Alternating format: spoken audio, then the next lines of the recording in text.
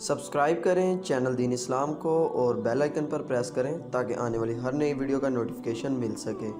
چاند کی گردش سے اور اس کی منازل سے حضرت انسان کو کچھ سمجھایا جا رہا ہے کہ جب تو پیدا ہوا تھا تو چاند کی طرح سارا زمانہ تیرا منہ دیکھنے آیا تھا، تو بھی اس وقت لوگوں کی توجہ کا مرکز بن گیا تھا اور پھر منازل طے کرتا رہا، اور جوانی کی دہلیز پر جب تم نے قدم رکھا اور تو بدر تمام ہوا، جب شباب کی بجلیاں تیری آنکھوں سے ٹپکنے لگی تو پھر تیری نظر کا خمار بھی کئیوں کے دل لوٹتا تھا، کئیوں کی نیندیں اچاٹ کر دیتا تھا۔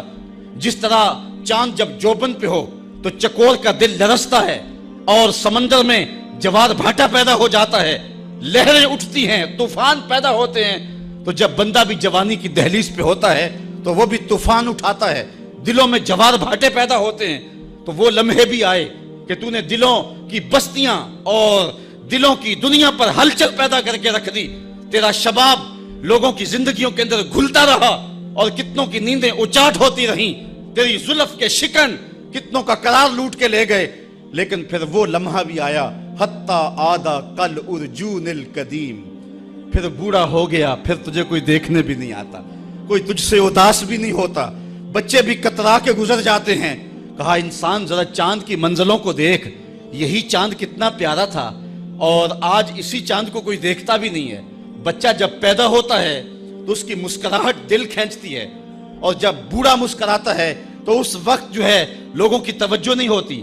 بچے کی زبان جو ہے وہ اڑ اڑ کے جب بولتا ہے تو اس کی توتلی زبان کا حسن دلوں میں نکھار پیدا کرتا ہے، ماں بھی بلہاری جاتی ہے، باپ بھی صدقے جاتا ہے، بہنیں بھی جو ہے وہ قربان جاتی ہیں۔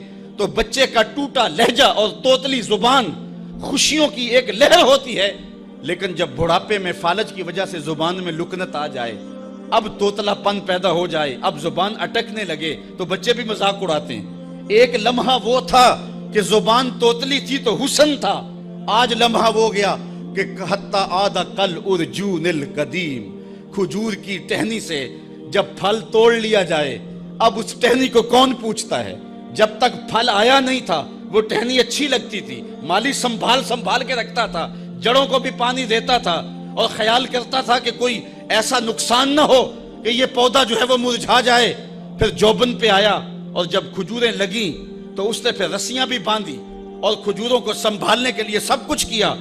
پھر جس دن اس نے اس ڈال سے پھل کاٹ لیا، اب وہ کھجور اجڑ گئی، اب اس کی وہ ٹہنی بے توقیر ہو گئی۔ انسان کی زندگی کا جب شباب لٹ جاتا ہے اور بڑھاپے میں جب وہ کسی قابل نہیں رہ جاتا تو پھر اس کی بھی یہ مثال ہے، حتی آدھا کل ارجون القدیم، جیسے کھجور کی پرانی ڈال ہو۔ اپنی نظر اور شرمگاہ کی حفاظت کریں۔ اس دور کا سب سے بڑا فتنہ یہ ہے کہ نگاہیں پاک نہیں رہی، نگاہیں غلیظ اور گندی ہو گئی، شرمگاہوں میں وہ تقدس نہیں رہا ہے۔ حضور علیہ السلام نے ارشاد فرمایا، من زنا زنیا بہی ولو بہی تانے دارے ہی، جس شخص نے زنا کیا یہ عمل اس کے گھر بھی لوٹے گا، اگرچہ اونچی اونچی دیواریں کیوں نہیں کر دیتا۔ یہ مکافات عمل ہے۔ گندم از گندم بروئے جو جو از مکافات عمل غافل مشو، گندم بو گے تو گندم کاٹو گے، جو بو گے تو جو کاٹو گے۔ نظر کو تقدس دو، نظر کو پاکیزگی دو۔